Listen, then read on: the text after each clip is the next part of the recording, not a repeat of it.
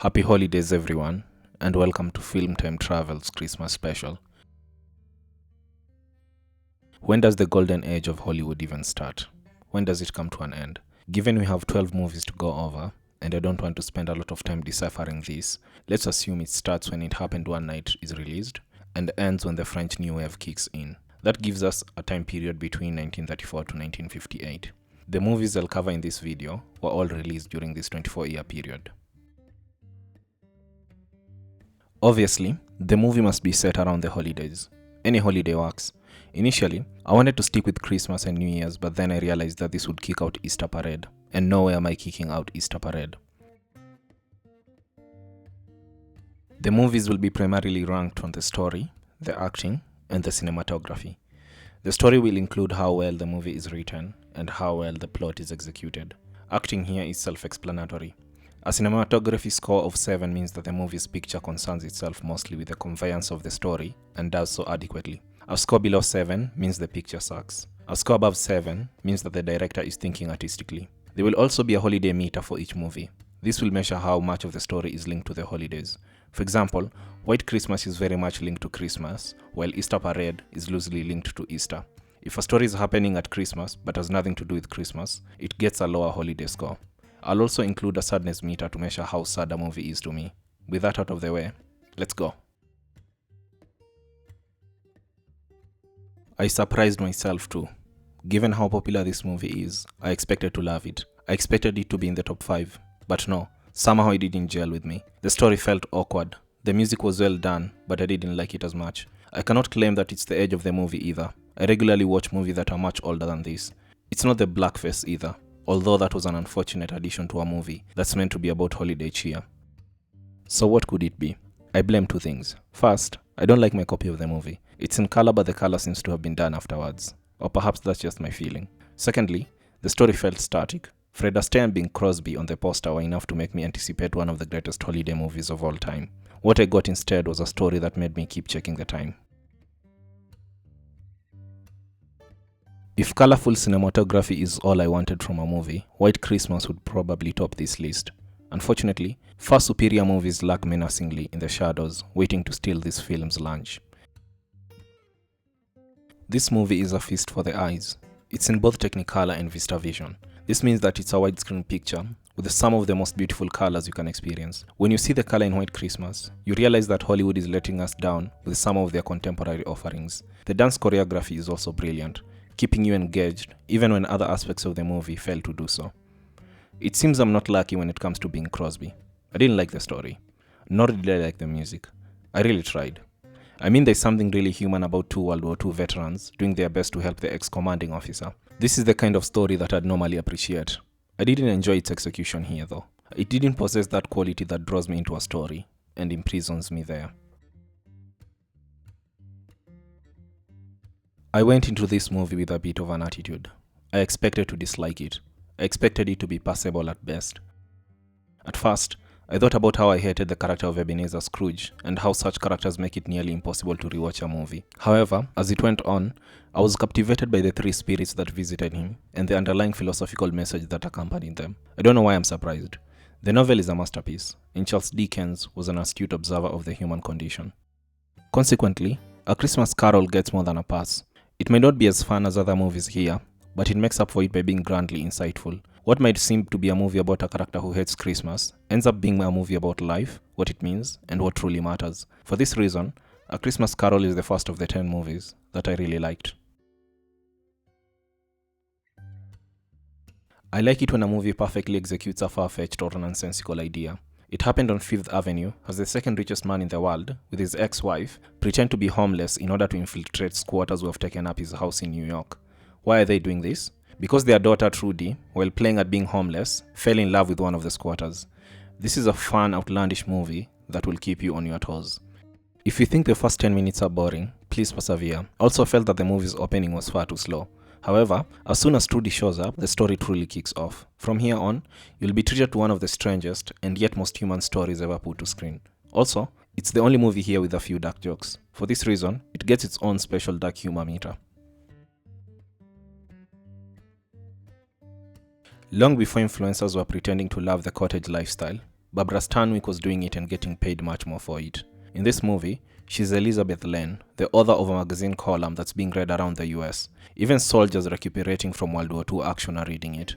In her column, she's a housewife on a Connecticut farm. She talks about her married life, her son, her husband, and shares a lot of recipes with the world. As it turns out, this is all fabricated for the column. Her boss, the owner of the magazine, doesn't know about this. He invites himself and a wounded soldier to her Connecticut home. Problem is, Elizabeth has no home in Connecticut. Even worse, she cannot cook. The movie kicks off from here. She needs to get married, she needs to have a baby, and she also needs to learn how to cook. All in the space of 1 or 2 days. Sydney Greenstreet plays as the owner of the magazine. If you don't care for Stanwyck, watch this movie for Greenstreet. The commanding presence he brings to his movies is even more humorous here. Sometimes you're allowed to have fun. No need to overthink it. That's how I approach Bachelor Mother. Polly Parrish, played by Ginger Rogers, is mistaken for the mother of an abandoned baby. Obviously, this plot would be resolved in a matter of days through a DNA test if the movie was set in 2025. However, you need to let go of such modern thoughts and enjoy the ride. It's a fun movie that doesn't take itself too seriously. The chemistry between Ginger Rogers and David Niven is impeccable. The supporting characters are also quite good, especially Charles Coburn, who plays David's father. His insistence on the paternity of the child is comical, and part of the reason that this movie will stick with you long after you've watched it. Sheridan Whiteside is a popular radio personality who goes to Ohio for a speaking tour. While there, he sleeps on ice outside of the Stanley family home. He imposes on them to take care of him and threatens to sue them for $150,000. This amount is a lot in 2025. Just imagine how much it would be adjusted for inflation. What follows is close to 2 hours of comedy. Sheridan Whiteside was accompanied by Maggie Cutler, his assistant. She's played here by Betty Davis. While he's stuck in the Stanley home, Maggie gets close to Bart Jefferson, a local newspaperman. This worries Sheridan. Maggie is a very reliable employee, and he doesn't want to lose her to marriage. Therefore, he comes up with a plan to get Bart Jefferson to fall for someone else. With this, we end up with a movie that has a lot of funny moments caused by the worst house guest in the history of cinema. P.S. There are a lot of insults in this movie. Watch it with your family if you want to introduce them to well-written but very rude phrases. This movie is everything that Holiday Inn and White Christmas tried to be but failed. After Fred Astaire is abandoned by his lover and dancing partner, he claims that he can take any showgirl and turn her into a star. On second thought, this sounds a bit like She's All That. The writers here must have time traveled to 1999 to steal that idea. And so, he picks a showgirl, played by Judy Garland, and turns her into a star. Now, if there's someone you can pick randomly and turn into a star, it's Judy Garland. In a few years' time, another movie will be made with a surprisingly similar premise. This movie over-delivers. It's beautiful, the music is fun, and the dancing. Wow, the dancing. There's so much brilliant dancing that I started to see where Michael Jackson got his inspiration. While Fred Astaire is a great dancer and a good actor, Judy Garland is a unicorn. She's so talented that it's heartbreaking. As soon as she's chosen by Astaire at that random club, this movie becomes hers. No one at this point in time could match her innate skill, and it shows. Without her, Easter Parade would have been enjoyable. With her, it transforms into a classic.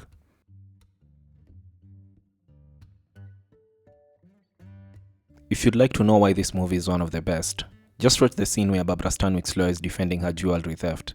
It's so amusing that her character can't believe the level of theatrics that's going into her defense. It's here that she meets the DA, played by Fred McMurray. Her lawyer talks so much nonsense that the judge postpones the case to January, a result both Stanwyck and the lawyer didn't want. The DA and Stanwyck get stuck together because he became soft-hearted and decided to bail her out so that she doesn't spend Christmas in jail. Stanwyck refuses to leave him as she's broke, so he takes her to dinner. When he finds out that they're from the same county in Indiana, the DA offers to bring her along on his drive home for Christmas. What follows is a sequence of events that lead to them falling for each other. Outside of the romance, it's a well-written movie with sharp dialogue and quite a number of humorous scenes. It also possesses that unmatched atmosphere that always makes me nostalgic for an era in which I wasn't even alive. Kris Kringle, the real Santa Claus, walks into town and changes the lives of Doris and her daughter Susan. Why is the real Santa Claus here? He's worried that Christmas has become too commercialized. The holiday has become synonymous with materialism rather than with generosity and gratitude. Even worse, there are those who have completely lost faith in Christmas. Some, like Doris, have raised their children to completely disregard fairy tales and legends. Therefore, some children don't even believe in Santa anymore. Kris Kringle must change that. He gets a starting point when Doris hires him as the in-store Santa for Macy's department store. While Doris doesn't like the fact that Kris Kringle believes he's actually Santa Claus, he wins over the public and therefore she has to tolerate him. Later on, Kris gets into trouble with Mr. Sawyer, a Macy's employee who has a grudge against him. Mr. Sawyer commits him to a mental institution. If he wants to be free, Kris Kringle has to prove to the New York Supreme Court that he's in fact the one and only Santa Claus. Remember what I said about liking movies that take a far-fetched idea and perfectly execute it? Miracle on 34th Street is unmatched in this regard. It is, in my opinion, a classic and a movie that should be part of everyone's holiday tradition. I like this movie because of James Stewart and Margaret Sullivan's romance. It is sparked by their bickering and really comes to life when Stewart realizes that Sullivan is his pen pal. How would you reconcile finding out that you're in love with someone you can't stand in the real world? Stewart decides to get close to her. He doesn't mind even when she reacts negatively to him, as she doesn't believe he can measure up to the ideal man of letters she's been corresponding with. I like this movie because of the office politics of the Matuchek and Company store. Given how much I've rewatched this movie, I feel as if I'm part of the Matuchek and Co family. I know their likes, dislikes, I know what they're afraid of, I know all of their secrets. I don't get tired of them regardless of how many times I've clicked play. I like this movie because it's sincere. Nothing is lost to cynicism. When Stewart finds out about Sullivan, he teases her, but doesn't mistreat her. He goes from being her rival to being her friend. She doesn't notice it at first, but by the end of the movie, he's won her over. When Mr. Matuchek is cheated on, he receives help without losing face. He's treated with kindness by Stewart and Peppy. I like this movie because it's warm. It might be set in the winter, but that doesn't stop me from feeling warmth every time I watch it. Even the snow that envelops the movie in its final frames warms me. Out of all the movies here, this is perhaps the only one that I cannot part with. Oh wait, there's still one more to go.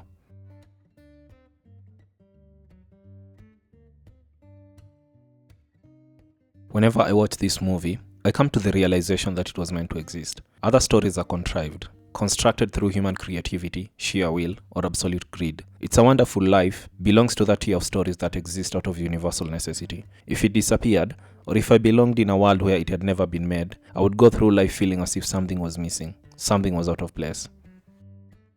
If someone walked up to me and told me that this movie was their pick for the greatest of all time, I wouldn't try to talk them out of it. It's more than an excellent choice for the throne.